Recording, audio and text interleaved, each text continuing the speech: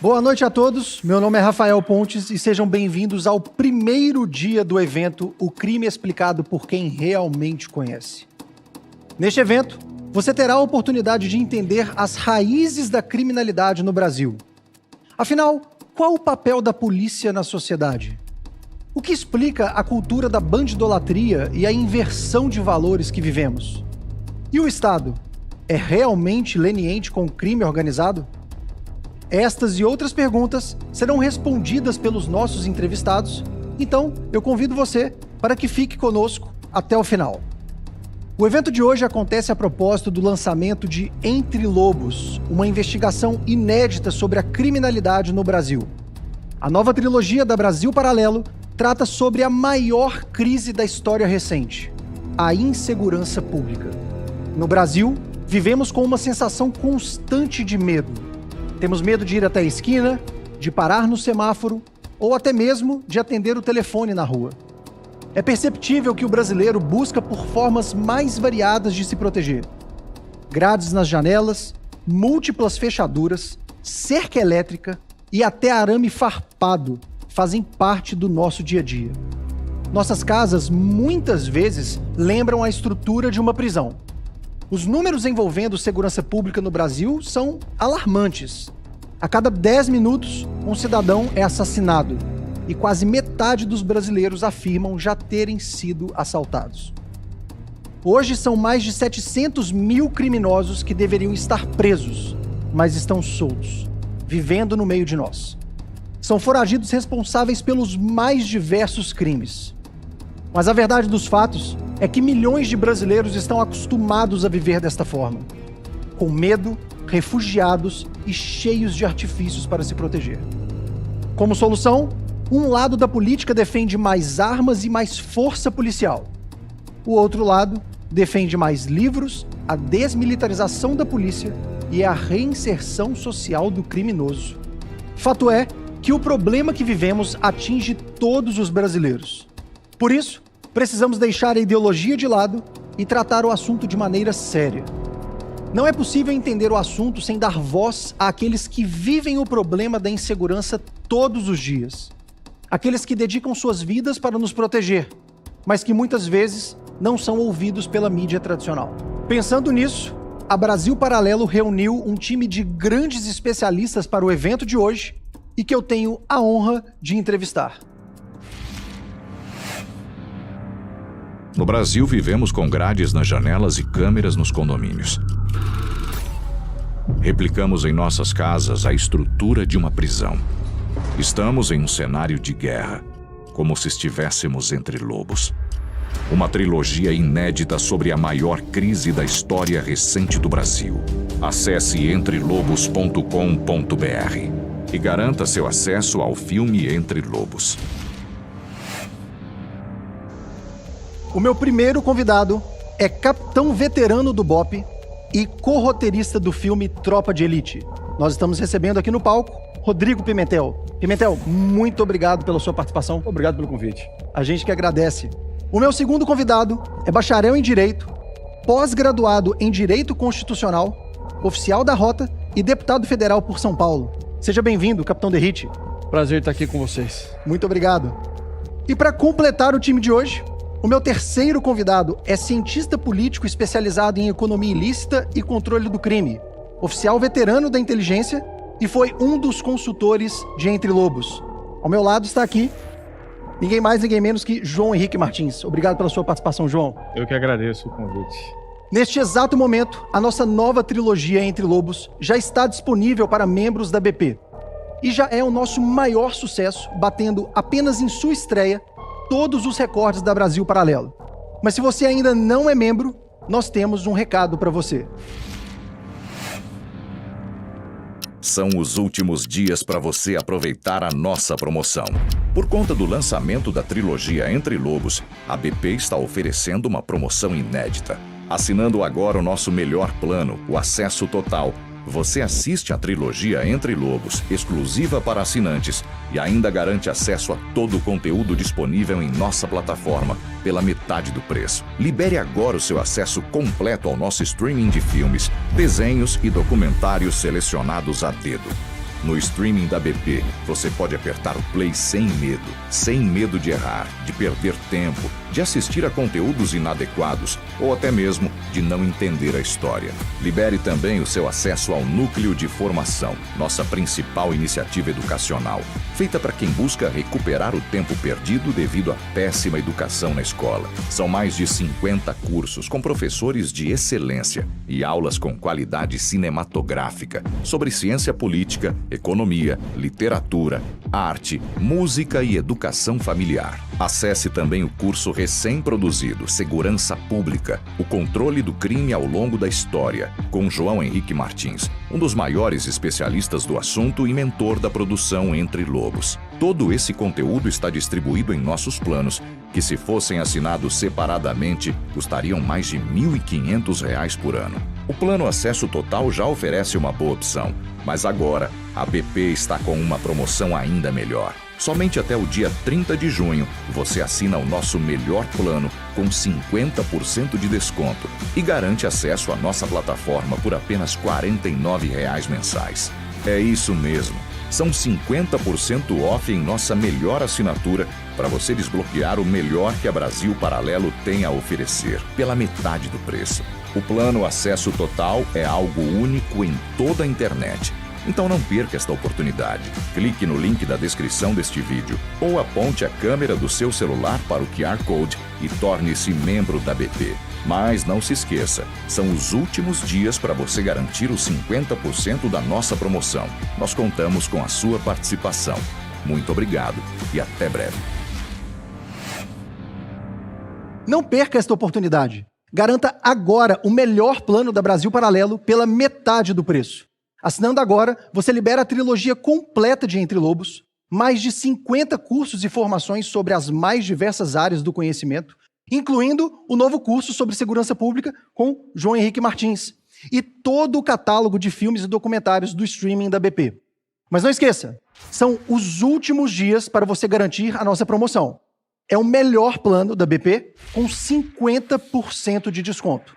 Nós contamos com a sua participação.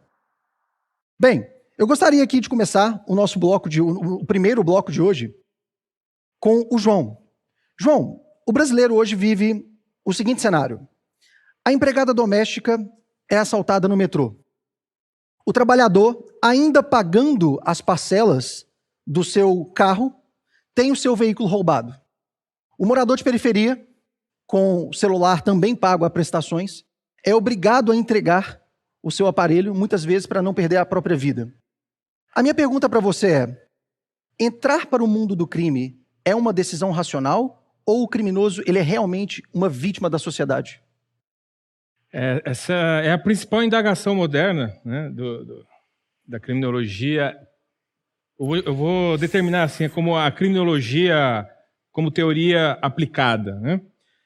Por que ela é importante isso? Porque ela define qual é a resposta em termos de política pública. Onde a gente tem que focar? No comportamento criminal ou na formação do criminoso? E a primeira divisão, a primeira e mais importante divisão da criminologia moderna, e eu estou para datar isso, pós-Segunda Guerra Mundial, os anos 50 e os anos 60, tá?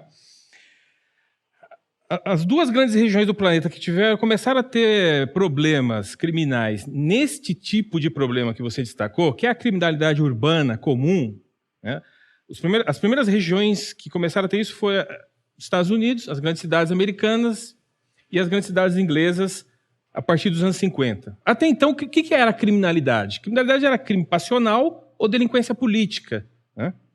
Agora, essa criminalidade de foco econômico, de busca, porque tem concentração de pessoas, foi a partir daí. E é a partir deste momento que se tem a consciência de que, seja qual for a razão pela qual alguém se torna criminoso, isso é menos importante do que entender quando esse indivíduo comete o crime. Então, perfeito? Então, eu tenho aqui, primeiro, porque alguém decide, por razões...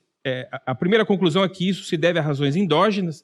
Ninguém, até hoje, a ciência não consegue precisar se é uma questão psicológica, de psicopatologia, ou ainda uma questão de cunho social. Quer dizer, basicamente, a questão a hipótese de que a privação social leva ao crime já está descartada há pelo menos 50 anos, né? Mas ainda você tem algumas dúvidas em relação a psicopatologias inatas. Mas de qualquer forma, nós estamos falando porque alguém decide ser criminoso em algum momento na vida. É absolutamente incerto. O que sabemos com muita convicção é que ele só age, o comportamento criminal só eclode quando a percepção de custo é baixa. Seja ele o batedor de carteira ou o batedor de celular, ele vai agir no momento que ele percebe que a vítima está vulnerável e que é baixa a chance dele ser capturado. Seja esse batedor de carteira, seja o criminoso organizado, o corrupto ou o pedófilo. Todos eles só vão agir no momento que perceber que o custo é baixo. Isso é racionalidade. Então, como é que a gente modula isso? Aumenta o custo, aumenta a percepção de risco para o criminoso, que ele recua com o comportamento criminal. A gente tem vários exemplos para descrever isso e demonstrar. Eu vou falar aqui alguns exemplos aqui na nossa fala. Perfeito. E nessa fórmula do crime, Derrite, o custo e o benefício a gente não consegue controlar, né? Mas a probabilidade de ser punido é algo que está sob o controle do Estado, acredito eu. Estou errado ou não? Tá certo, e o Estado brasileiro peca muito nisso. Que ao longo dos anos, fazendo um paralelo com o que o João falou, países desenvolvidos que optaram por punir o menor dos crimes, tolerância zero com um crime de menor potencial para evitar que gere um estímulo naqueles crimes mais violentos e mais graves, os países que fizeram isso, hoje colhem um resultado positivo em termos de segurança pública. E o Brasil fez justamente o contrário. Ele criou lei de menor potencial ofensivo, foi descriminalizando alguns crimes que eram tipificados como crime, hoje são contravenções penais. Na verdade, o que ele fez, falando em teoria econômica do crime, acabou gerando estímulos para que aquele criminoso que está na dúvida se ele entra para a vida do crime ou não, acaba gerando estímulo para que ele entre. E aquele que já está na vida criminosa, o Estado brasileiro forneceu inúmeros benefícios, estímulos para que ele permaneça. Eu posso elencar alguns aqui. No Brasil nós temos saída temporária. Aliás, antes da saída temporária, nós temos audiência de custódia. Um dado do Tribunal de Justiça do Distrito Federal, do ano de 2020, 78% das prisões realizadas pela polícia, em 78% o criminoso foi posto em liberdade. Sem contar aqueles casos em que o policial se torna o criminoso.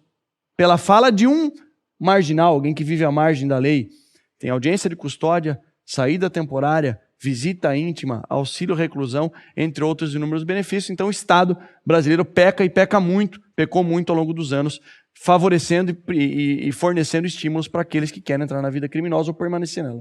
Perfeito. Pimentel, é comum vermos em filmes, sejam nacionais ou internacionais, a figura do criminoso, do bandido como herói, né? Neste mesmo cenário, a sua história de vida ela foi responsável por inspirar a criação do famoso personagem Capitão Nascimento do filme Tropa de Elite, que acabou trazendo um contrapeso, digamos assim, para a indústria do cinema, né? Você acredita que iniciativas culturais como filmes, séries, documentários, até o próprio Entre Lobos, consiga ajudar a população a ter uma visão diferente sobre o papel da polícia na sociedade? Eu tenho absoluta certeza que essa é uma das saídas. Eu vou lembrar de Os Miseráveis, Victor Hugo, um clássico da literatura. O crime cometido era roubar um pão. Era um furto famélico. Eu preciso separar o que é famélico do que é vocacional. Eu preciso que a sociedade brasileira entenda que eu não posso ter pena do malfeitor. O novo cangaço, uma atividade hoje criminosa que está espalhada pelo Brasil.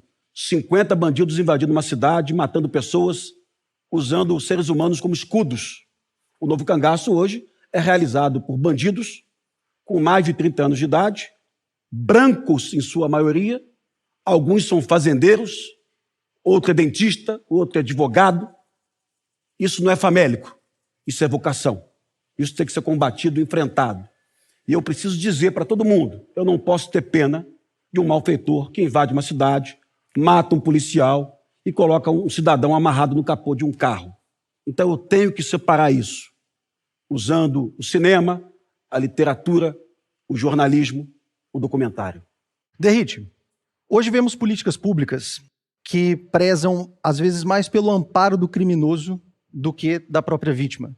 Uma legislação que se preocupa cada vez mais em acolher bandidos do que aqueles que sofrem com a criminalidade. Hoje você está em Brasília, né? Nós temos projetos de lei ou discussões em andamento que buscam retomar essa percepção de prisão para criminosos, né, e amparo às verdadeiras vítimas da sociedade? Sim, temos inúmeras propostas legislativas. O que o pessoal não entende é que, primeiro, esse era um ambiente que não era dominado por nenhum especialista em segurança pública, alguém que vivenciou a guerra real que existe no Brasil.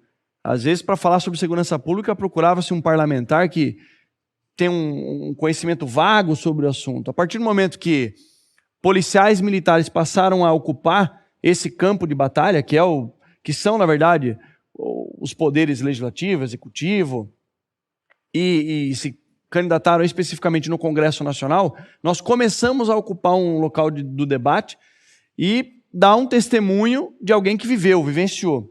Só que, infelizmente, somos minoria ainda dentro do Congresso Nacional. Pautas como a segurança pública sempre são tratadas com uma certa preocupação, mas nunca com prioridade. As minhas falas lá, segurança pública tem que deixar de ser preocupação, passar a ser prioridade. E aí nós tivemos, para exemplificar, uma ação na Comissão de Constituição e Justiça. Eu fui presidente de uma subcomissão dentro da CCJ para a reforma dos assuntos penais, ou seja, reforma do Código Penal, Lei de Execuções Penais, Estatuto da Criança e Adolescente, e dentro dessa subcomissão, alguns anteprojetos saíram e estão prontos para serem pautados em plenário. Então tem propostas em andamento, temos uma previsão até positiva. Futuramente, em breve, nós devemos ter uma semana exclusiva sobre segurança pública. Eu tenho um projeto de lei que eu tenho um apreço muito grande. Eu devo ser o relator, inclusive, no plenário, que é para acabar com as saídas temporárias, que fala-se no Brasil em ressocialização. Olha, vamos liberar 7 vezes por ano. Só no estado de São Paulo, por exemplo, cerca de 35 mil criminosos são postos em liberdade durante alguns dias. E aí nós temos aqueles casos absurdos de uma criminosa que é posta em liberdade no Dia das Mães, mas que matou a própria mãe. Ou um criminoso estuprador, pedófilo, que é posto em liberdade na saída temporária, mas ele é no Dia das Crianças. Então, temos pautas lá em andamento, temos uma visão positiva, mas temos o pé no chão ainda, sabendo que nós somos minoria. Então, essa ação aí da Brasil Paralelo do Entre Lobos, ela ajuda muito, porque conscientiza a população sobre esse tema relevante, para que cobrem os seus parlamentares para votar essas pautas que são prioridade. Uma colocação para o Derrite. O Derrite foi de rondas extensivas, ele trabalhou em periferia. A rota fazia policiamento em periferia. Poucos policiais sabem disso, mas você chega numa casa, uma dona de casa, que teve o seu botijão de gás furtado, furto simples, não qualificado. Ela senta desesperada, ela olha para a pia, ela olha o macarrão, o óleo de soja, e ela começa a chorar para o policial. Furtaram meu bujão de gás. E é um furto simples. Normalmente são quadrilhas que agem em periferia furtando botijões de gás. O marginal, se preso pela rota ou pelo batalhão de área, vai responder em liberdade. E, ponto. E a gente não consegue entender o drama de uma família que teve botijão. É como se perdeu o celular. Você trabalha como motoboy e teve o celular roubado. Uma diarista é que uma tem tragédia. Toda a agenda das casas que ela tem no celular dela. Ela perdeu o celular, perdeu a agenda de trabalho. Perdeu o emprego, perdeu a capacidade de sustentar a família. Então, era comum matérias nos jornais do Brasil de gangues roubando, furtando bagagens nos aeroportos de Congonhas, Guarulhos, Confins e Rio de Janeiro. Todas essas gangues eram formadas por peruanos, colombianos ou bolivianos. Quando a Polícia Civil prendia uma dessas gangues e perguntava para os bandidos: por que você atua aqui? Porque aqui furtar não dá cadeia. A resposta era simples assim. Percepção de risco. Por que ele não furtava em Caracas, ou em La Paz, ou em Bogotá, ou em Medellín, ou em Cartagena? Ele vinha furtar no aeroporto de Guarulhos. Sem nenhum tipo de preconceito, porque quase todos os bolivianos que moram aqui são pessoas que trabalham muito, mas alguns praticavam furtos no aeroporto e praticavam não só um furto, praticavam dezenas de furtos. Não tem nenhum preconceito, até porque a gente pode acrescentar nesse grupo europeus, sim, as máfias italianas, as máfias da Europa Oriental, que passam a operar, modulam, né, a estrutura logística da cocaína que saía da Colômbia, Peru, via Venezuela ou via Caribe e fazia uma cru via para a Europa, passa a usar a logística brasileira Por duas razões. A primeira, porque a logística aqui está preparada. Nós temos o principal fluxo de envio, né, principalmente o fluxo marítimo, além das linhas aéreas, para os portos e aeroportos europeus. A segunda razão é porque o custo da atividade criminal, quer dizer, se ele for pego aqui, o custo é muito menor. Quando eu digo custo, até para ficar claro, o público, nós estamos falando, o custo é, eu serei preso? Uma vez preso, eu serei descapitalizado? Eu vou perder dinheiro, carga, em nível que vai me falir? Terceiro, eu vou ficar muito tempo preso? A resposta para essas três questões é não ou muito pouco. Para qualquer uma das três. Mas, se me permite aqui, eu já vou aproveitar aqui tanto a fala do Derrite como o parlamentar, quanto o aspecto da vitimização que o Pimentel trouxe, para puxar para a tua primeira pergunta, né? Por que o indivíduo comete crime e essa confusão entre construir uma lei... Olha só o quanto é importante a gente voltar para o âmago e a base intelectual na formação da lei. Às vezes as pessoas esquecem o seguinte, a lei é um processo construído, a nossa legislação, tanto a legislação penal, quanto o sistema policial, quanto o sistema prisional, ele passa por um processo. O primeiro processo é a discussão política dentro do Congresso, que é uma discussão técnica feita por cientistas sociais, juristas e políticos dentro do Congresso, a lei construída e depois a lei aplicada. Nessa discussão técnica sobre a formação da lei penal no Brasil e o sistema policial, olha que importante isso. Qual é a base teórica, qual é a base científica que inspira os parlamentares a atuar? É a base focada no comportamento criminal, porque se for no comportamento criminal, ele tem três entes. Ele tem a vítima, lá na periferia, que precisa ser protegida, o agressor, que é o criminoso, e o Estado. Você discute a lei penal pensando o seguinte, como é que o Estado protege a vítima enfrentando o criminoso? Então, está muito claro quem é a parte mais frágil aqui. Quando você pensa... Então, quem que é o destinatário da política criminal, que é a lei? É a vítima. Quando você constrói uma legislação penal ignorando o foco no comportamento criminal e apenas na ideia ou na suposição de que quero impedir que alguém se torne criminoso, você exclui a vítima desse item, ficam dois, fica o Estado e o agressor.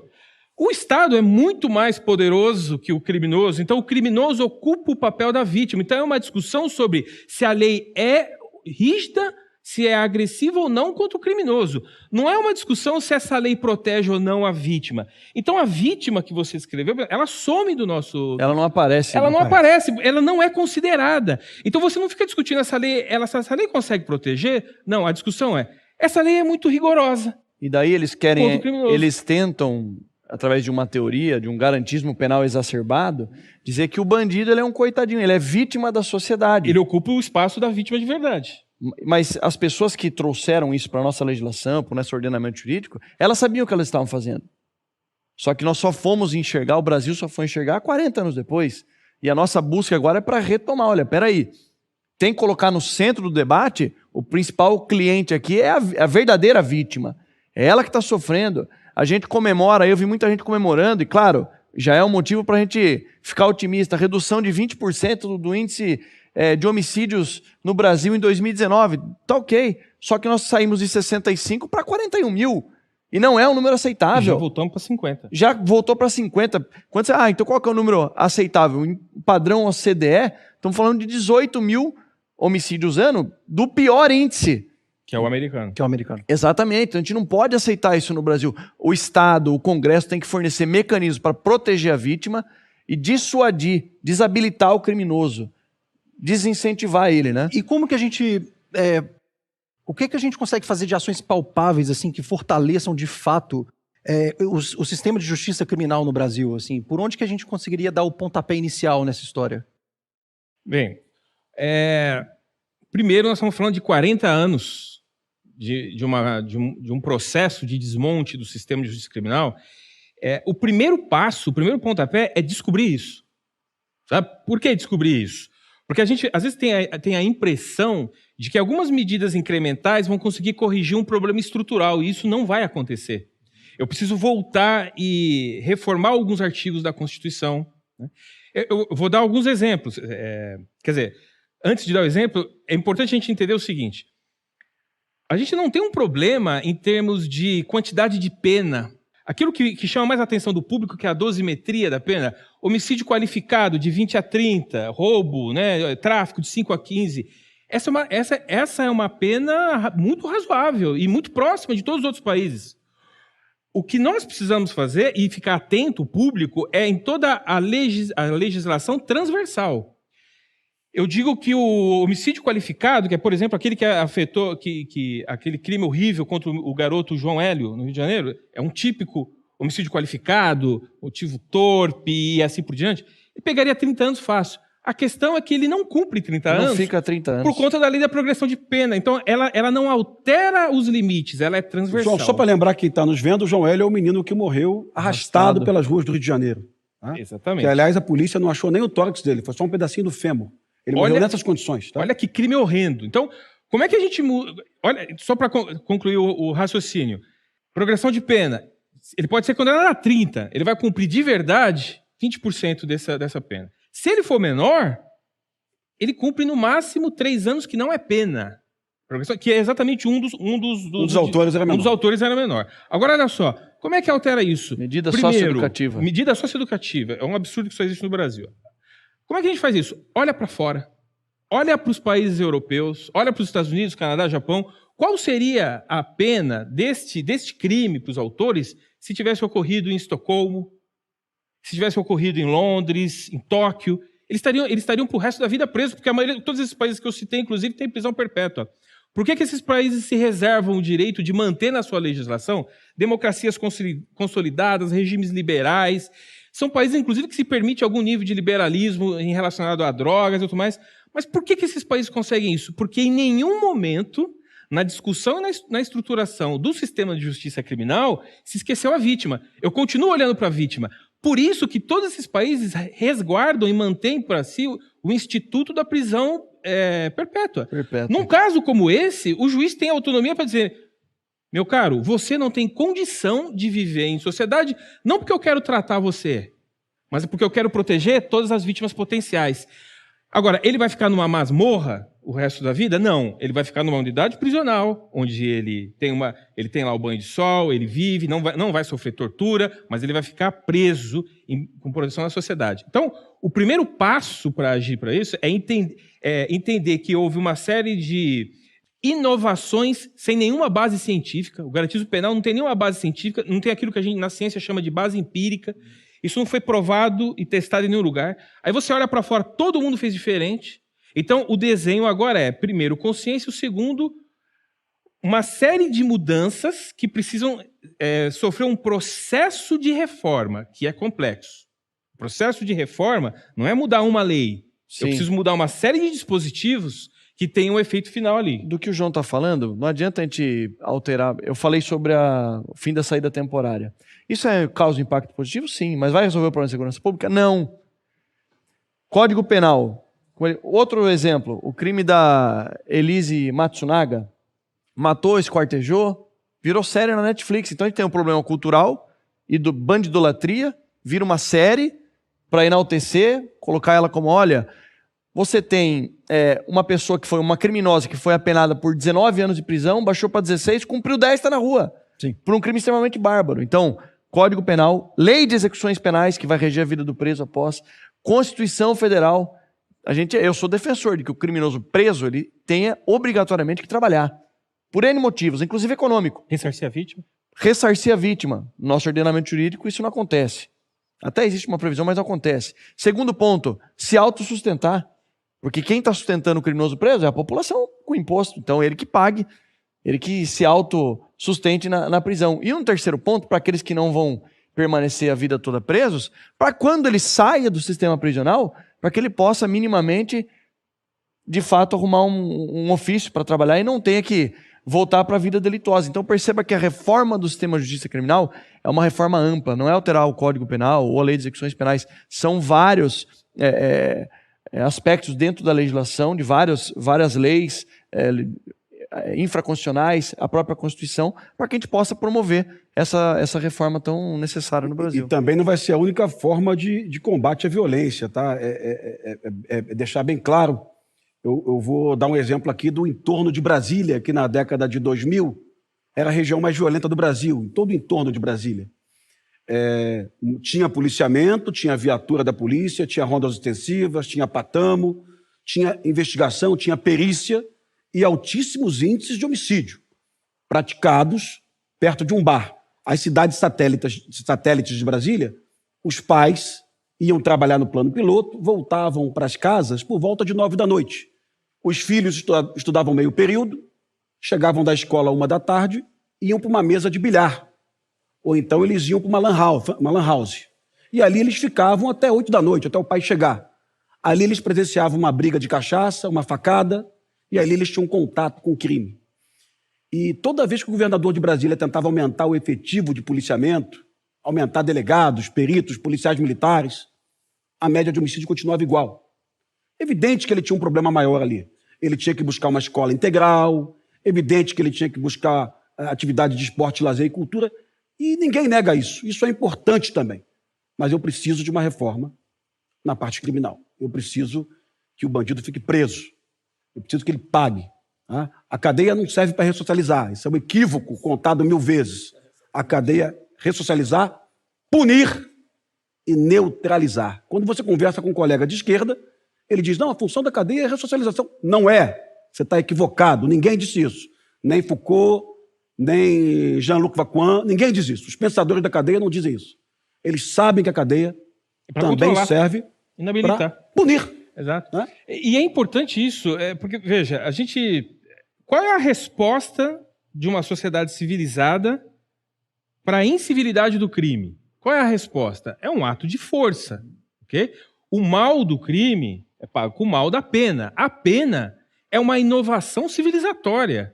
Porque senão o mal do crime é respondido com o mal da vingança privada para quem tem condição. Porque a mãe que está no ponto de ônibus, no celular, 4 horas da manhã, provavelmente não tem capacidade de reagir.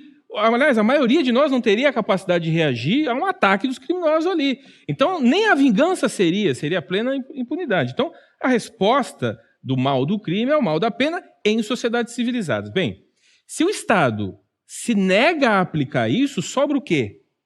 Sobra ou a vingança, isso. Ou só, que é exatamente o que começa a proliferar no país, começa não, já está há um tempo, o linchamento, a formação de vigilantismo que deságua para uma milícia, e aí a gente vai perdendo cada vez mais o controle, e sobra a completa descrença da sociedade com o Estado e com a própria... O Estado vai perdendo a legitimidade, as pessoas vão passando para a ação privada e a gente nunca mais controla isso. João, e nasce daí, é daí que nasce, desse sentimento, desses anos aí de impunidade, de policial enxugando gelo, de busca por uma vingança que nasce dentro das forças policiais e se espalha para toda a sociedade, aquela famosa frase que bandido bom é bandido morto. Todo mundo sabe disso. E aí começa dentro da polícia, o bandido só respeita aquilo que ele teme, se a gente prender o cara não vai ficar preso, então a gente vai para cima e vai...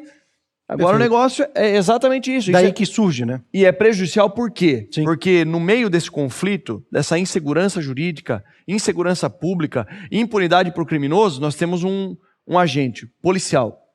O cara que arrisca a vida, aliás, que morre diariamente no Brasil para defender a população. E quando ele age em legítima defesa, defendendo ele próprio, ou o Estado, ou uma vítima, ou a sociedade, quando ele aperta o gatilho, cumprindo a sua função, representando o Estado fardado, o Estado vira as costas para ele. Porque ele está no meio da fogueira, vai falar, agora gerou um processo crime, amigão, boa sorte, agora você vende o seu carro, sua casa, faz vaquinha para pagar o seu advogado. Perfeito. Derrite, eu gosto de exemplificar, me perdoa, para ser bem didático. Claro. Eu uso esse argumento em escolas de ensino médio. A cadeia não resolve. As pessoas falam muito isso. Eu gosto de dar o exemplo sempre de Copacabana, a estátua do Carlos Drummond de Andrade, no posto 6, colocada pela prefeitura em homenagem ao nosso autor.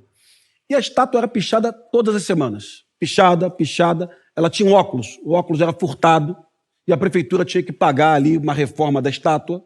E até que um dia colocaram uma câmera e ela continuou sendo pichada. Pichada. Crime de dano. Simples, né? Dano simples. Baixo potencial ofensivo. Responde liberdade. Ou seja, você pode pichar a estátua. Você está autorizado pelo Estado a pichar a estátua. Nada vai acontecer. Um delegado acordou de manhã e falou, não estou gostando disso. Eu acho que isso é um crime ambiental. E prendeu o casal pichando a estátua. O Ministério Público entendeu que era um crime ambiental. Denunciou. O perito também entendeu que era um crime ambiental. E o casal ficou preso 90 dias em Bangu. E a estátua nunca mais foi pichada. Está claro agora para o imbecil que a cadeia resolve? É isso. Está claro que a cadeia... Porque o cara que pichar a estátua vai preso, porra. E exatamente, É simples assim. é exatamente por esse tipo de discussão que nós produzimos Entre Lobos, né? Para jogar luz a esse problema. E a produção separou um vídeo especial para mostrarmos aqui no evento. E trata-se, na verdade, do trailer de Entre Lobos. Pode rodar o VT.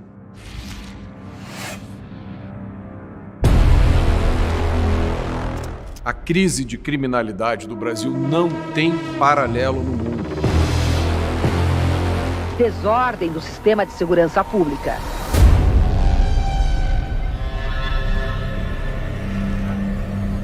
Olha, a nossa situação em termos de segurança pública, se não for a pior do mundo, é certamente uma das piores. Pelo amor de Deus, cadê a justiça? Há 3 assaltos por minuto no Brasil. Isso gera um abalo psicológico dos cidadãos enorme. E o brasileiro já se acostumou com isso. Nossas casas, em geral, parecem maquetes penitenciárias. Então nós estamos vivendo um estado de barbárie. A apreensão de drogas disparou e bateu recorde no último ano. Quase 17 toneladas de cocaína apreendidas este ano, colocando em alerta as autoridades de Santos, no litoral de São Paulo. O problema é que essa crise de criminalidade sem fim atende aos interesses de muita gente. Investigadores acreditam que o PCC lucre cerca de R$1,5 bilhão por ano com o envio de toneladas de cocaína para a Europa. É muita gente ganhando muito dinheiro com crime no Brasil. Procurem descobrir se em algum país do mundo existe uma decisão do tribunal mais alto proibindo a polícia de prender criminoso. Que país é esse que a gente vive hoje? Hoje, a resposta do Estado ao crime produz estímulo à atividade criminal. Se você for solto na audiência de custódia, o que você vai fazer? Roubar de novo. Num país com 60 mil homicídios por ano, com cerca de 47 mil estupros, como é que eu posso dizer que há um encarceramento em massa? Não tem encarceramento em massa, você tem impunidade em massa. O criminoso brasileiro ri da pena. Como e por que nós chegamos nesse ponto?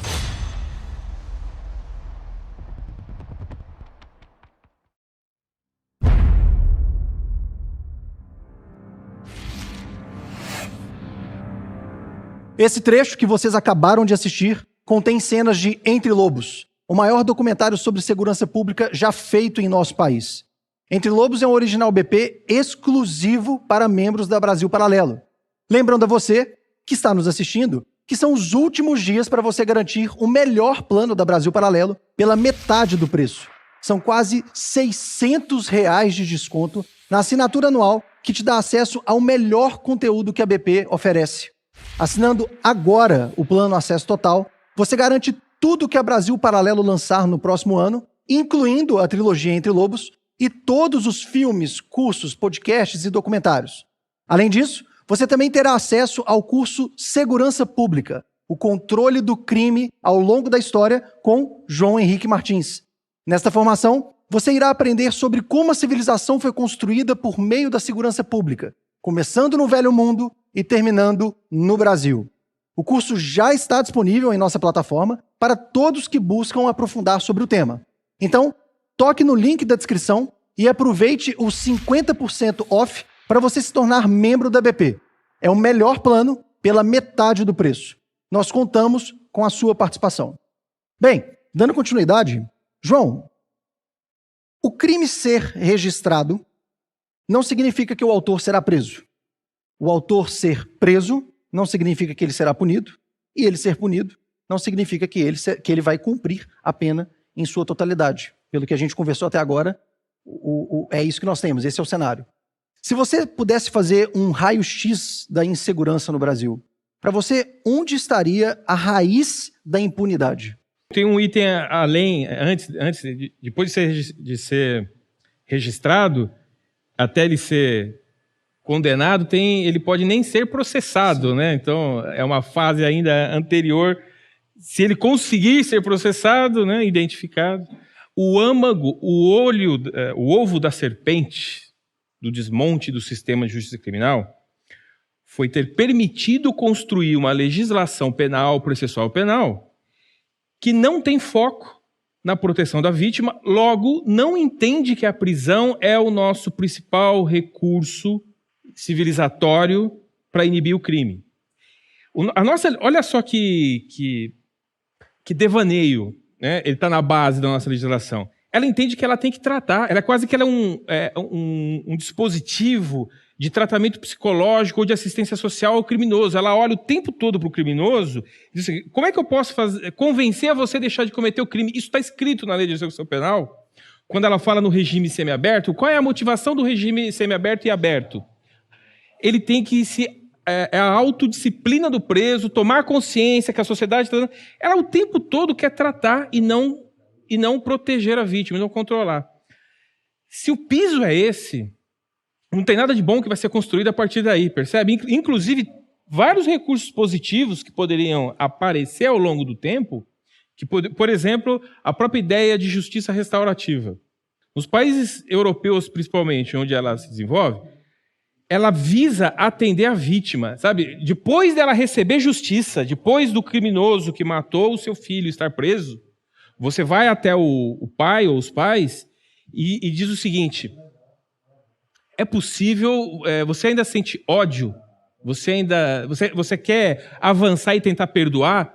A vítima diz sim, eu quero tirar esse sentimento de mim. Inicia um processo dela olhar para o agressor e tirar o ódio dela. Percebe que o foco está todo na vítima? Perfeito. Na hora que você pega essa tradução e traz justiça restaurativa para o Brasil, vira uma maluquice, um absurdo. O indivíduo que nunca foi preso, que nunca cumpriu pena, a vítima que nunca recebeu justiça, você põe ela para abraçar o preso, você põe ela para contemplar. Então, o âmago, o ovo da serpente do nosso problema é a base intelectual absolutamente incorreta, que tem como pressuposto que a pena ou o sistema de justiça criminal deve recuperar o criminoso e não estabelecer a punição. E quando a gente diz punição, só para concluir, a gente falou um pouco no final do outro bloco, que é o seguinte, a punição, ela é o elemento estrutural que nos dá condição de fazer todas as outras coisas em relação ao preso. Isso significa que primeiro eu vou punir para controlar ele e para poder prestar justiça às vítimas.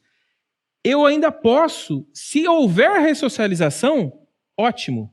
Se ele sair de lá trabalhando, ótimo.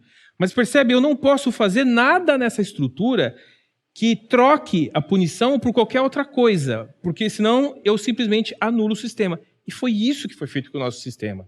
Ele desconstruiu o principal recurso. Se eu tiro isso, não tem jogo. Ele fica completamente desarticulado. A polícia não consegue fazer nada, a vítima nunca vai ter justiça, o juiz não consegue dar uma sentença satisfatória, e o criminoso ele só tem uma resposta. Fui punido ou não fui? Se não fui, eu continuo, porque é o regime de incentivo. E Pimentel, é curioso porque parece que nós vivemos uma inversão de valores de fato, né? Sim, é a certeza de que tudo foi feito em função da agressora, não da vítima. É a certeza. E é o que a gente percebe na literatura policial brasileira, na cinematografia brasileira. Sim. Eu insisto, Pichote, Cidade de Deus, Carandiru, Meu Nome Não é Johnny, Lula, Filho do Brasil. Sabe? É sempre esse o foco. O bandido passa a ser a vítima. E ponto final. O Pichote, o Hector Babenco, não tratava a vítima lá atrás no cinema. Ele tratava os delinquentes, menores infratores. Tá? Carandiru, a mesma coisa. Né? Cidade de Deus também. Começa com a execução de um vigilante numa agência de um banco. Sim. Né? Então, sempre assim. O Tropa de Elite, ele quebra isso. E, por ser inovador, é um grande sucesso. Muita gente diz assim, Pimentel e Zé Padilha erraram na mão. Eles queriam fazer um filme de esquerda e o filme virou de direita. Não é verdade. Zé Padilha fez Mecanismo, que é uma porrada no PT. Tá? O livro Tropa de Elite estava pronto um ano antes e foi muito criticado pelas ONGs de direitos humanos. Pouca gente sabe, mas algumas ONGs pediram a censura do filme Tropa de Elite. E o argumento que eu usava com essas ONGs, olha, quem censura normalmente é o ditador. Sim. Então você quer censurar o meu filme? Você não está preparada para a sociedade ver a história de um policial jogar na cara de um estudante da PUC. Você é culpado pela violência? Porque você é culpado. O Brasil tem 150 homicídios por dia, 100 homicídios praticados a 50 metros de uma boca de fumo. Então é evidente que todo maconheiro no Brasil está contribuindo, está colaborando. Evidente. E ponto final. Quer fumar maconha? Fuma, mas leva isso para o travesseiro à noite. Sim. O Brasil é violento em função da tua atividade, em função de você financiar esses assassinos. Derrite, fazendo um gancho com isso que o Pimentel trouxe, é comum a política de tolerância zero no mundo do crime, né? A gente vê que a punição ela é rápida e severa muitas vezes, né? No sentido oposto a isso, na verdade, a gente vê que muitos dos chamados especialistas em segurança pública são contrários ao endurecimento da lei, né, e ir nesse sentido. É possível afirmar que a criminalidade no Brasil ela é resultado de leis lenientes com o crime organizado? Não só com crime organizado, mas com crime comum também. Sim. Sem dúvida alguma. A insegurança pública no Brasil ela é reflexo da fragilidade da legislação que não pune adequadamente o criminoso e não protege adequadamente a vítima. E aí vem aqueles argumentos do pessoal que defende uma política de desencarceramento em massa e dizendo que, olha, não, cadeia não resolve. O Pimentel já disse que cadeia resolve sim. Aliás, foi criado para isso. A pena funciona para isso. Não, a própria esquerda reconhece isso quando pede cadeia para crime homofóbico. Sim, eles são... É uma certa hipocrisia, né, de quem fala sobre isso. Mas ninguém fala, por exemplo, que no estado de São Paulo nós temos 350 mil condenados transitando nas ruas aí livremente. E aí a Polícia Militar do estado de São Paulo fez um estudo científico, pilotado pelo Major Villard, que foi um dos entrevistados no Entre Lobos, um cara que se destaca pelo seu papel intelectual dentro da própria Polícia Militar, e pegou-se duas datas, dia 8 de abril de 2021, todas as prisões em flagrante delito que a Polícia Militar do Estado de São Paulo realizou em todo o Estado. Chegou-se ao número de que 47% dos presos, no dia 8 de abril de 2021, eram criminosos que deveriam estar cumprindo algum tipo de pena, ou sendo monitorado pelo Estado, ou estar efetivamente preso, ou seja, ou era procurado, ou foi beneficiado pela progressão de regime, ou estava na saída temporária. Como o número foi muito assustador, quase 50%, vamos fazer a contraprova. Pegou-se o dia 5 de agosto de 2021 e chegou-se ao número de que 50% das prisões realizadas pela Polícia Militar no Estado de São Paulo foram prisões realizadas contra criminosos que deveriam estar sendo monitorados pelo Estado. Então o Estado ele falha demais, falha. O criminoso está nas ruas, a população está com medo e a legislação não pune quem deveria punir, que é o crime. E nesses casos, lembrando que é aquele índice extremamente irrisório daqueles que cumprem pena. Sim. Vou voltar a falar do meu estado de São Paulo. De cada 100 crimes de roubo no estado de São Paulo, crime de roubo que aflige diretamente a sociedade. De cada 100 crimes de roubo, 2% chegam na fase de pena. Os outros 98 roubos que acontecem não chegam na fase de pena. Então existe um índice aí absurdo de impunidade. Sim. Pimentel, alguns veículos de comunicação, em manchetes, jornais, usam termos como meninos ao invés de criminosos. Jovem estudante ao invés de bandido. Sim. Manchetes de operações como a ocorrida... Suspeitos. O que é até um erro de português. Se você pegar o Aurélio, o dicionário, não é essa a definição de suspeito. Perfeito. A Globo entende hoje que quem atira numa laje, filmado pelo Globocop atirando na laje, na polícia... Com fuzil. São suspeitos. Suspeitos. Meu Deus, isso é um erro... E é engraçado, porque manchetes como a operação que aconteceu no Jacarezinho, por exemplo... Sim. É nítido, né? Aparece ali na tela, a gente consegue ver que eram vítimas, eles escrevem exatamente isso, né? Polícia destrói memorial feito para vítimas da operação que matou 28. Você saiu da Globo em 2015, salvo engano. Sim, 2015, né? 2015. Afinal, por que este esforço da mídia em tratar o criminoso como vítima da sociedade? Eu faço questão de dizer que eu tenho grandes amigos na Globo. O Lacombe era meu amigão na Globo. E hoje tenho muitos amigos lá. Não uso Globolixo, não gosto de usar Globolixo. Tá? Eu trabalhei naquela casa, mas existe um nível intermediário, não estratégico, que ele é dominado, sim, por ideologia. Os nossos amigos, quando tinham 17, 18 anos de idade, nossos amigos de direita buscavam engenharia, advocacia, medicina. O pessoal mais ali de centro buscava direito, e daqui a pouco a turma de esquerda ia para o jornalismo, filosofia, história. Perfeito. Sociologia também, que eu me formei em sociologia. Tá? E é a grande verdade. São colegas que vivem numa bolha, que não andaram de ônibus, que não foram assaltados nos ônibus, tá? Porque o trabalhador de manhã ele é assaltado no ponto de ônibus. No Rio de Janeiro, o trabalhador é assaltado no ponto de ônibus com um fuzil. Um fuzil que custa R$40 mil, R$50 mil, o bandido usa para tomar um celular que custa R$1.000. Essa é a vocação do trabalhador de periferia do bairro da Pavuna, no Rio de Janeiro. Esse cara odeia bandido. Mas a Rede Globo, essa turma que faz jornalismo, no politicamente correto, ela foi adotando essa prática. Isso hoje parece que não tem mais volta. Ela insiste em chamar em suspeito. Eu dou um outro exemplo aqui que me deixou muito triste. A Globo ela aplaudiu, sim, nos editoriais, a decisão da DPF 635. Aplaudiu a proibição das operações nas favelas do Rio de Janeiro. A Globo aplaudiu nos editoriais. Todos os comentaristas da Globo aplaudiram a decisão da Suprema Corte em proibir as operações.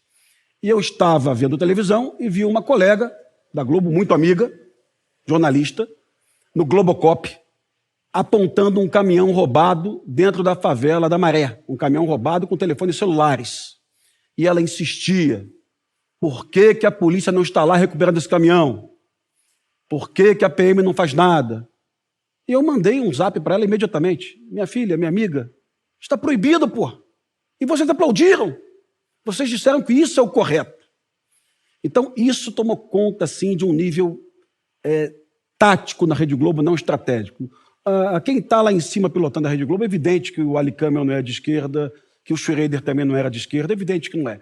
Mas o jornalismo ele está solto. Eu acredito até que a família Marinho não tenha controle daquilo tudo, porque aquilo virou um absurdo.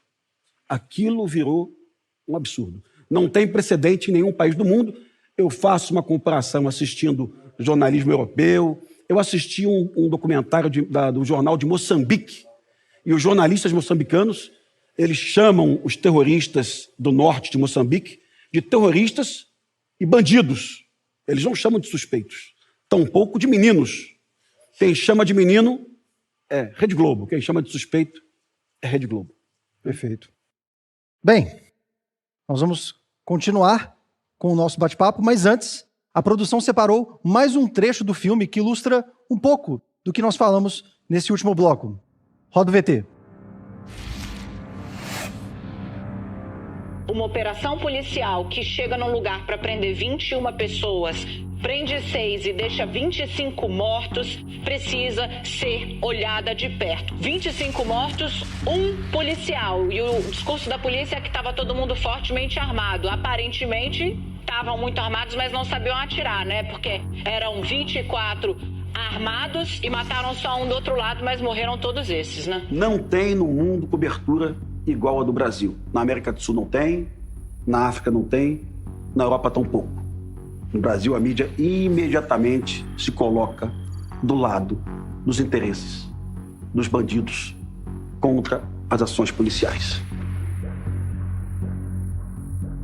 Eles fazem a manchete de forma a já vitimizar o próprio criminoso, chamando de jovem ou chamando de estudante. A gente está cansado de ver aí, quando aparece a foto do jovem que estava, por acaso, segurando uma arma e atirou num trabalhador, aí eles pegam aquelas fotos em que aparece só a cara do sujeito, mas a gente depois vai ver a foto inteira, tem um tremendo fuzil na mão do sujeito e a imprensa corta isso.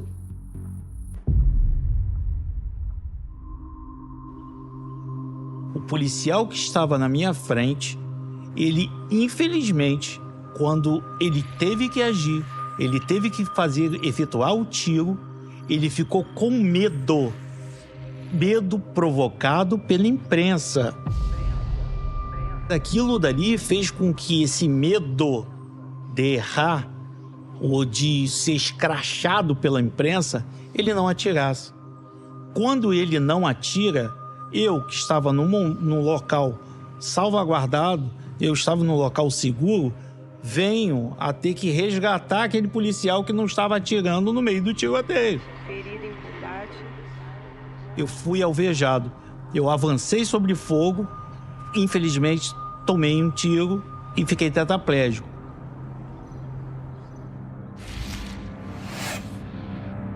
Lembrando a você que está nos assistindo que a trilogia completa de Entre Lobos já está disponível para os assinantes da BP, um dos maiores investimentos da Brasil Paralelo e que resultou em uma produção com mais de 4 horas de duração sobre o maior problema do país. Quem assinar até o dia 30 de junho garante o melhor plano da Brasil Paralelo pela metade do preço. Oferta que não fazemos em nenhum outro momento do ano. São quase R$600 de desconto. Clique no link da bio e aproveite. Libere o seu acesso ao novo filme, a todos os cursos e a tudo que lançarmos nos próximos 12 meses. Nós contamos com a sua participação. Bem, dando continuidade então para o nosso terceiro e último bloco, Derrite, você disse anteriormente que existem então projetos de lei em discussão em Brasília que visam justamente tentar mudar de alguma forma essa dura realidade que nós estamos vivendo. Enquanto parlamentar, quais são os principais entraves que você enxerga na Câmara? O que você consegue trazer para a nossa audiência que você fala assim, isso aqui é um impeditivo para a gente conseguir mudar essa realidade dura que estamos vivendo? Primeiro ponto é a pouca quantidade de parlamentares que está, de fato, interessado em resolver esse problema. Infelizmente, o político no Brasil, via de regra, é preocupado, em primeiro lugar, em reeleição. Depois, eles se preocupam em resolver algum problema, ainda mais um problema grave como esse, que não é algo que traga popularidade.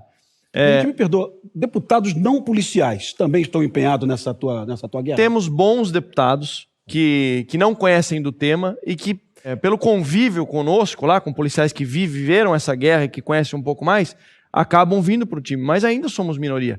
Está falando aqui para alterar, para aprovar um projeto de lei ordinária simples, nós precisamos do mínimo aí de metade mais um da Câmara. Alterar a Constituição é 3/5, então é algo que ainda é difícil. Então, primeiro ponto, pouca quantidade de parlamentares que está interessada em enfrentar esse problema. Segundo ponto, a falta de conscientização da população para cobrar os seus parlamentares. Porque hoje no Brasil nós vivemos um momento propício, porque a população acompanha a política. Foi a época que só acompanhava futebol, acompanha a política, briga, interage nas redes sociais. Estava faltando, né, antes do Entre Lobos, tomar consciência do grave problema e agora ir para cima dos seus representantes. Terceiro ponto, alguém lá no Congresso disposto a levantar essa bandeira. Eu estou falando sobre combate à economia ilícita, estou tentando formar uma frente parlamentar de combate à economia ilícita e proteção das vítimas desde o primeiro ano do mandato. Eu não tive ainda 171 assinaturas. Convido os colegas deputados a assinarem a minha frente parlamentar. Creio que também o documentário vai ajudar nesse sentido. E um terceiro ponto, bater de frente com aqueles que defendem a criminalidade. Tem muito deputado no Brasil, muitos, que defendem criminosos abertamente. Defendem, que estavam lá junto com a ONG Fogo Cruzado do Rio de Janeiro, o Partido Socialista Brasileiro foi até o STF pedindo para as polícias pararem de subir o morro, realizar operações, sob o argumento de que para proteger os agentes sanitários por conta da pandemia. Isso é mentira. Eles estão defendendo criminosos. Fora isso, nós temos o problema do ativismo judicial no Brasil. Graças ao senhor Edson Fachin, as polícias foram proibidas de realizar operações durante a pandemia. Bela contribuição que ele deu para a sociedade. E aqui eu posso criticar uma ação dele, porque eu tenho imunidade parlamentar para isso. E aí um outro bastidor que pouca gente sabe, que são os grandes escritórios criminalistas que ganham muito, mas muito dinheiro com a legislação leniente com o criminoso desse jeito, que são inúmeros recursos cabíveis, então mais clientes para que eles possam defender, e eles estão nos bastidores do Congresso, eles sempre estiveram, né, fomentando a legislação para chegar nesse ponto e não querem que a coisa mude. Então, esse é um problema, mas o problema está posto aqui, que nós precisamos juntar forças agora no Congresso Nacional para enfrentar esse grave problema. E para ti, João? Quais são as principais barreiras? Eu costumo usar o termo de que esse é o principal desafio da nossa geração. Uma em razão do nível que chegou, são os números que o próprio Entre Lobos mostra, o tamanho da economia ilícita, porque você já, além da vitimização contínua, né, e absolutamente democrática, todos os segmentos da sociedade são atingidos, tudo isso agora formaram vários magnatas do crime, né?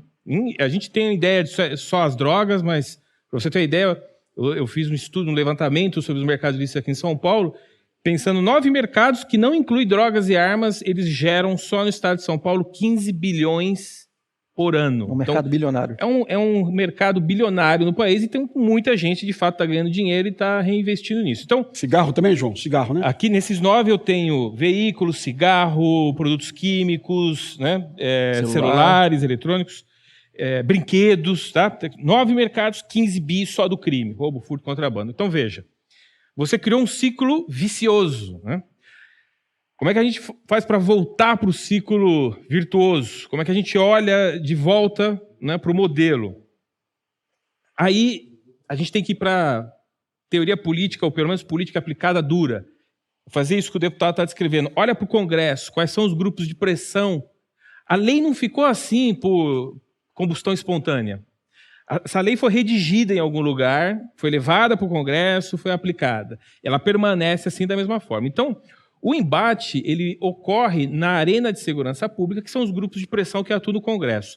O mais vistoso é aquilo que a gente chama dos acadêmicos antipenalistas, que escrevem essa quantidade de papers e de produtos que são absolutamente sem qualquer base empírica. Mas quem banca, do ponto de vista mesmo estrutural, do corpo a corpo no Congresso, é o lobby dos advogados criminalistas garantistas. E aí tem um conflito de interesse que a gente não acordou para isso ainda, né? Você pega a comissão de reforma do Código Penal, do Código de Processo Penal, aí você tem 10 componentes. Quem é essa comissão? Técnicos que o Congresso quer ouvir. Aí você olha para a formação da comissão, tem 8 advogados garantistas. Essa é a única categoria que pode ganhar legalmente em razão da atividade criminal. Deixa eu me explicar aqui para... Ele houve um crime, tudo que está em volta do crime é ilegal, menos a defesa, porque o criminoso tem direito à defesa, então o criminoso pode pagar ele. Ok, qual é o interesse do advogado criminalista de base garantista? Que a legislação seja o mais porosa possível, seja cheio cheio de aspectos processuais que ele possa anular o processo, porque é assim que, no Brasil, o advogado criminalista vende serviços jurídicos. Então é óbvio que ele não pode ser majoritário na comissão. Quem é que tem que ser majoritário? As vítimas. É as vítimas que têm que dizer, a lei me protege ou não. Ele tem que ser ouvido, mas não ser majoritário.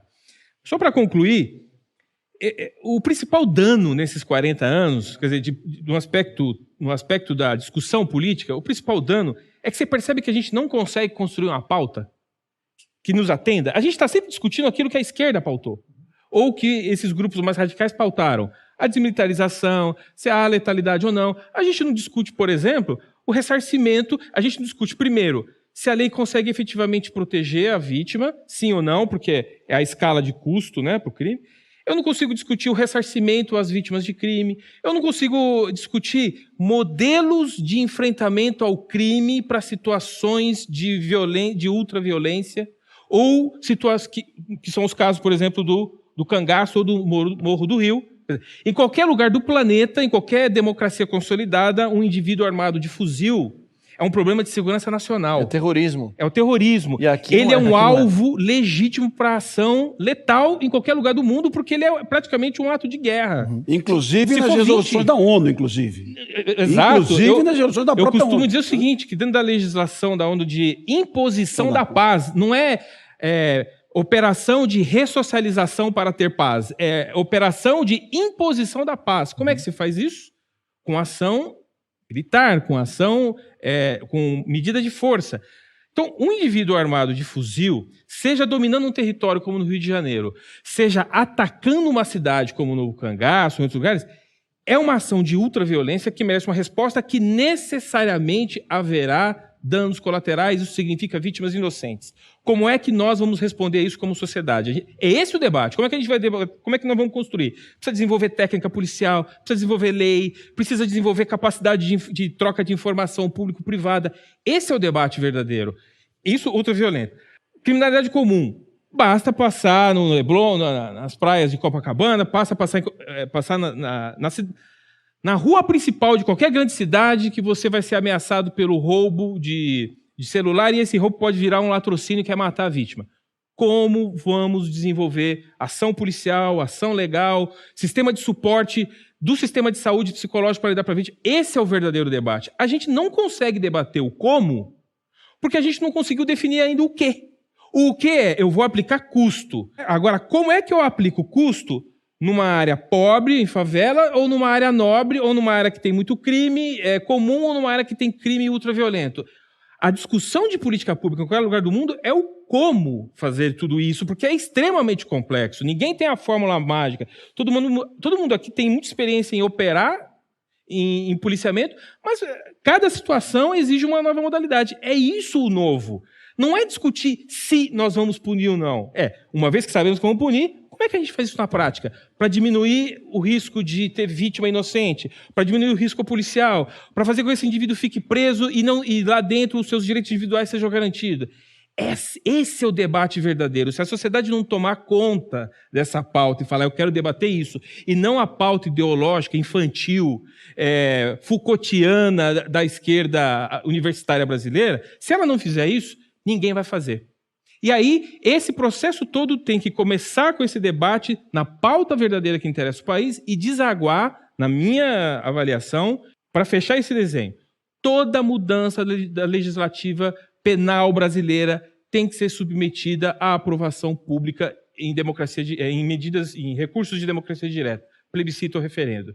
Na minha visão, é a única forma de garantir, primeiro, que a gente consiga corrigir, segundo, que essa correção não seja alterada no apagar das luzes por um lobby forte que atua no Congresso. Porque aí o garantista tem que explicar para a dona Maria e para o seu João, no ponto de ônibus às 4 horas da manhã, que prisão tem que ressocializar e não proteger eles. Se ele conseguir convencer ela, está ótimo. Né? E a sociedade brasileira, só para corroborar, 80% na pesquisa de 2016, que foi a última, 80% da população brasileira concorda totalmente ou parcialmente com a política de tolerância zero contra o crime. Então é algo que a sociedade quer, mas os representantes do povo não traduzem isso em realidade. E Pimentel, aparentemente, mais livros, a desmilitarização da polícia, subir o morro cantando Imagine do John Lennon não resolve esse problema, né? Está provado que não resolve. Está provado que não resolve.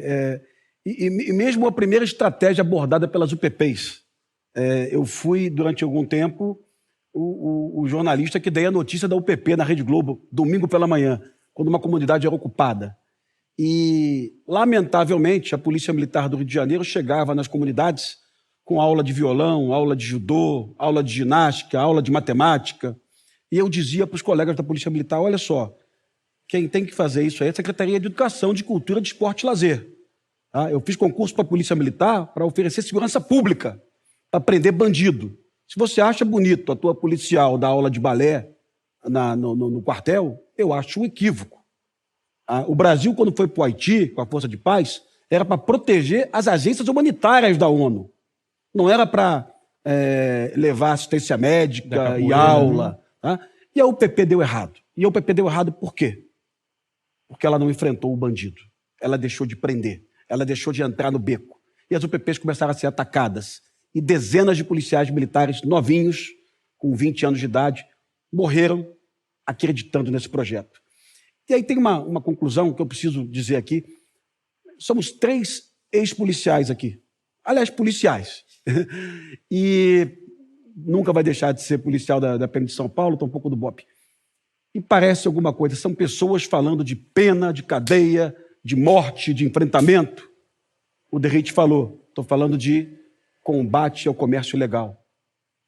Todas as facções do Brasil hoje, Comando Vermelho, PCC, ADA, Terceiro Comando, todas vendem cigarros do Paraguai. Então, se todos os prefeitos do Brasil, prefeito pode fazer isso, aliás, deve, se todos os prefeitos enfrentassem a venda do cigarro paraguaio em banca de jornal, no comércio, vende cigarro paraguaio, fecha o comércio. Eu já teria um bom dinheiro do PCC para fora. 60% do mercado de cigarro, São Paulo, deve ser assim do Rio também, hoje é comandado pelo Os cigarros da BAT, da Souza Cruz, da antiga Souza Cruz, já não dominam mais o mercado. Souza Cruz, Philips Morris e JTI. Fica com 40% desse mercado. Então imagina um prefeito lá de Juazeiro, estivesse assistindo o Brasil Paralelo. Como é que eu posso ajudar a segurança pública no Brasil? Eu posso mandar a guarda municipal para a rua e fechar imediatamente qualquer estabelecimento comercial. Aliás, devia ser lei isso. Que venda cigarro, porque o cigarro paraguaio ele não é vendido por um sacoleiro que foi em Foz do Iguaçu. Ele é vendido por uma facção armada, criminosa, que mata policiais rodoviários federais em rodovias. Perfeito. Pimentel, ainda aproveitando, fazendo um gancho com isso que você trouxe pra gente, o Rio ele foi considerado por muitos anos como o epicentro da criminalidade no país. Hoje a gente sabe que se alastrou para todos os cantos, né? Você trouxe a questão das facções. Hoje nós temos várias, né? E inclusive disputas territoriais. Para você, quais dessas são a mais perigosa de todas? Assim? Qual que você considera a pior de todas? Certamente o Comando Vermelho. O Comando Vermelho é o que mais enfrenta as forças policiais. O Comando Vermelho é o que rouba carros na rua. Quem assistiu à Rede Globo na Operação de Jacarezinho pensou assim, puxa vida, a Polícia Militar, a Polícia Civil, a CORE entrou no Jacarezinho para prender traficantes de drogas que vendem cocaína. Mentira! A Polícia Civil do Rio de Janeiro, o delegado Fabrício, diretor da CORE, ele entrou lá para prender um 57, ladrões que roubavam carros nas ruas do Rio de Janeiro, que matavam pessoas no Rio de Janeiro. Porque eu vi muita crítica da imprensa. Essa guerra às drogas não leva a nada. Não, o delegado Fabrício foi prender bandidos que matavam pessoas nas vias expressas do Rio de Janeiro. E por isso ele deveria ser aplaudido. Herói. Não os bandidos que morreram enfrentando a Polícia Civil. Bem, João, o cenário parece desolador, né? Tudo que a gente conversou até agora, a sensação é de que não tem, assim, se a gente for olhar a questão, os números são alarmantes, a opinião de vocês reforça o quadro crítico que a gente está vivendo. É possível deixar para o nosso telespectador, para a nossa audiência, uma mensagem de esperança? Algo que a gente consiga, enfim, uma mensagem positiva depois disso tudo que a gente ouviu até aqui? Sim, e essa mensagem é de que o desafio é enorme, né? Eu volto a repetir, ele é o maior desafio da nossa geração. A gente precisa entregar um país melhor para os nossos descendentes, e esse país melhor é um enfrentamento ao crime. Sabe?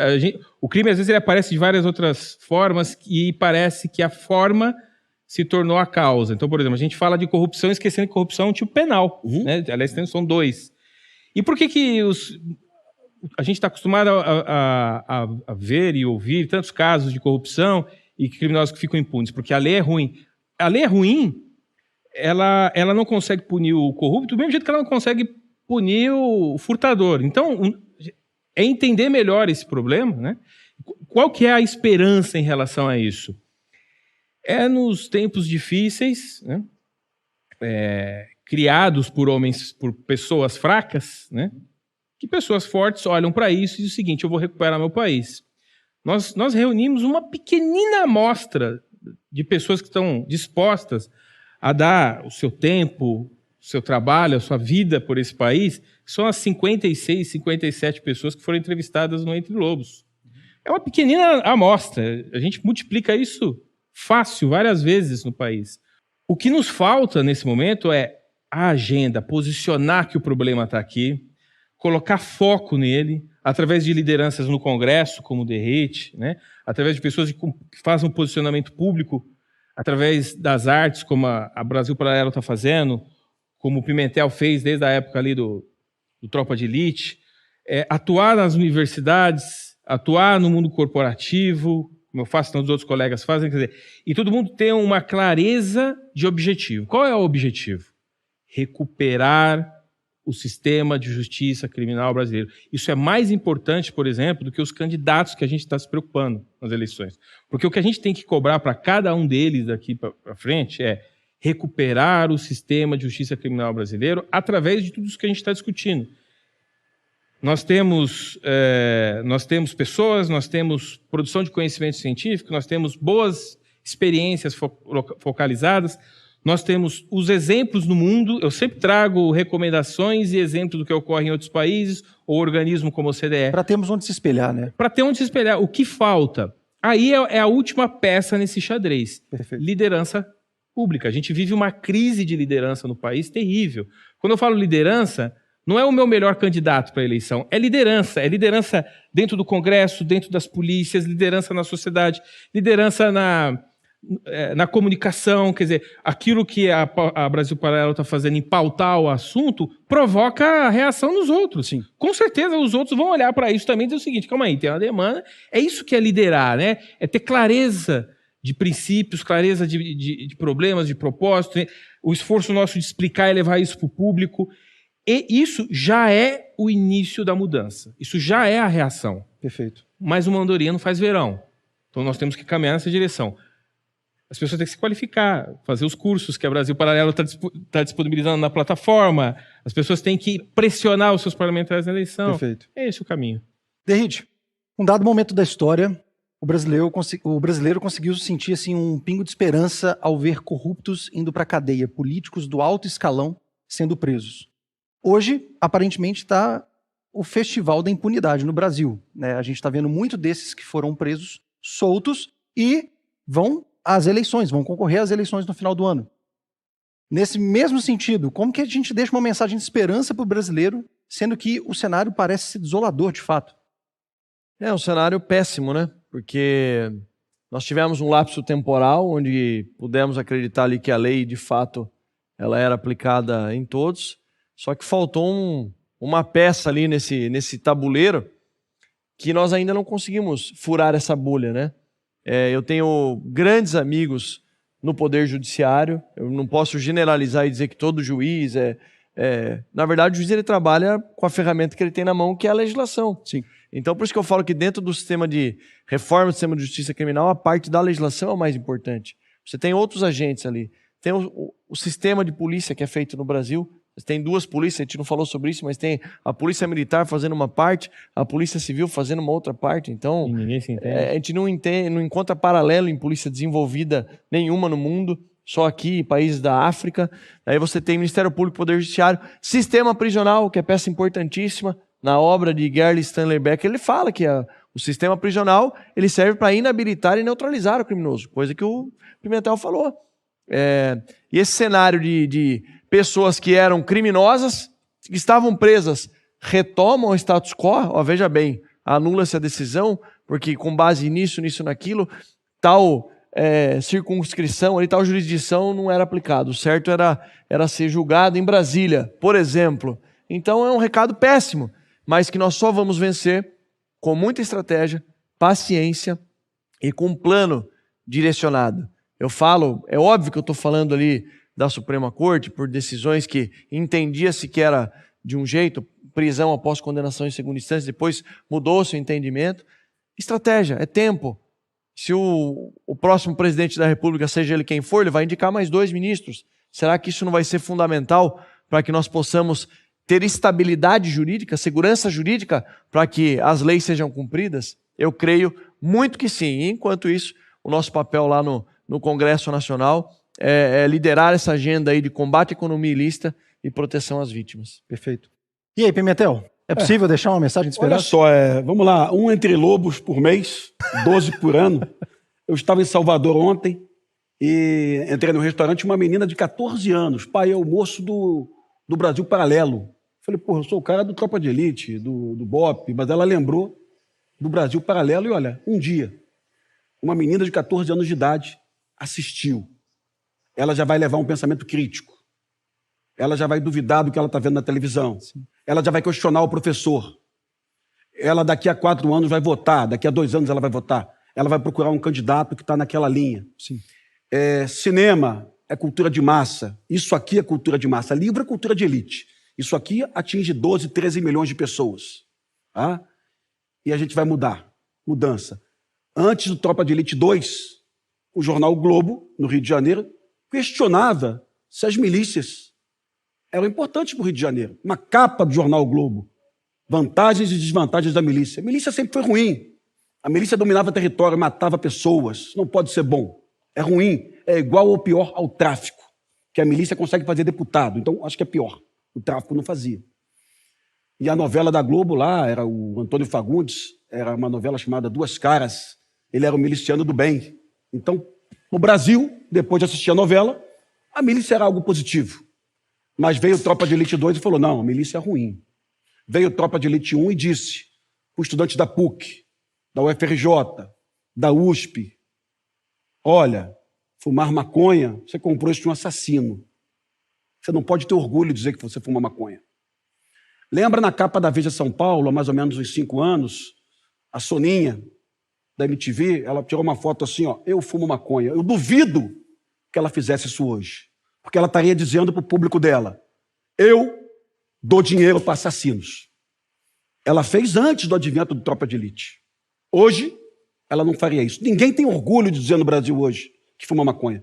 Quem diz, eu fumo maconha plantada em casa, que é mentira também, que não tem essa porra, né? Muitos colegas da Globo dizem, é uma maconha hidropônica, cascata. Dá trabalho fazer isso. Cascata, dá trabalho. Não é coisa de maconheiro. Não é coisa de maconheiro. Então, essa é a verdade.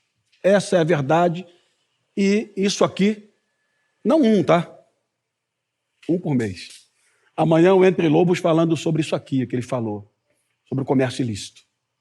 Eu preciso trazer a mesma consciência para o brasileiro.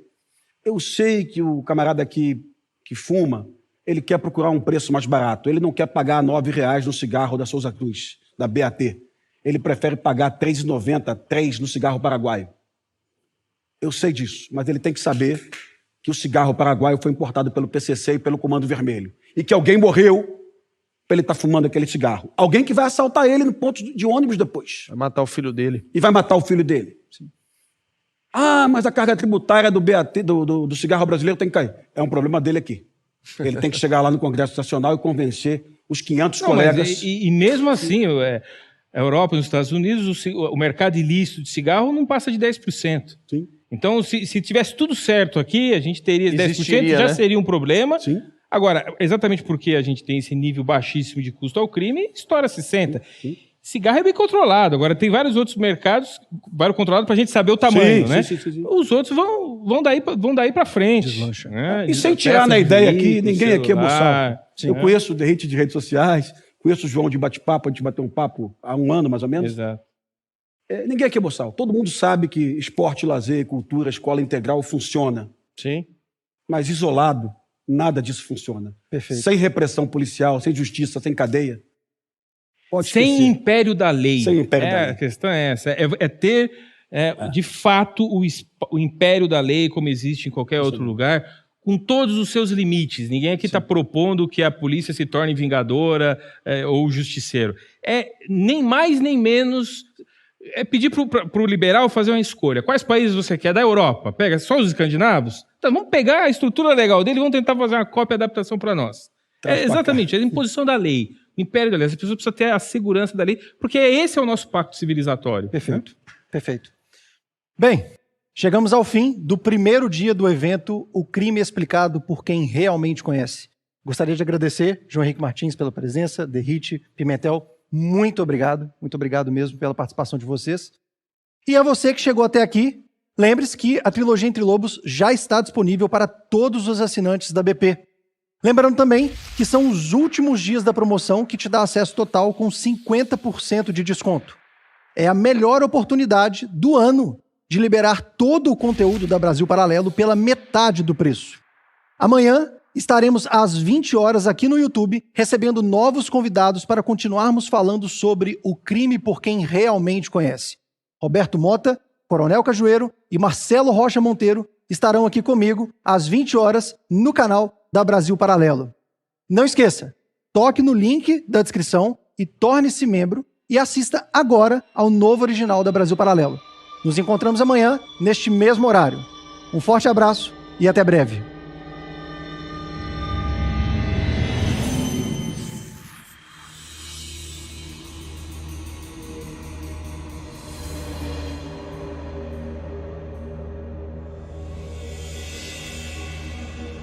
Eu sou mãe de uma menina de 6 anos, portadora de autismo. Eu sempre me esforcei para entrar no mundo dela, entender o jeito que ela via as coisas. Também me esforçava para proteger a minha filha das coisas ruins, da maldade que a gente ouve falar nas notícias. Mas eu não consegui. Um dia, 2 homens invadiram a nossa casa, me amarraram com um fio de carregador de celular, arrancaram a minha saia e me estupraram. Eu tava grávida de 6 meses. E fui morta com facadas na barriga e no peito. Um filho morreu dentro de mim.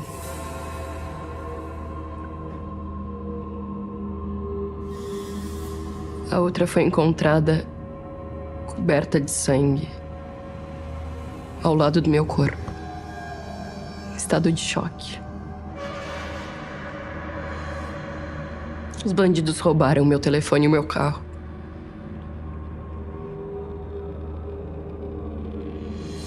Um dos assassinos não tinha 18 quando me esfaqueou. Então ele não tá preso. Esse jovem tá cumprindo medida socioeducativa, onde vão ensinar a ele que não pode esfaquear uma grávida na barriga nem estuprar ela na frente da filha.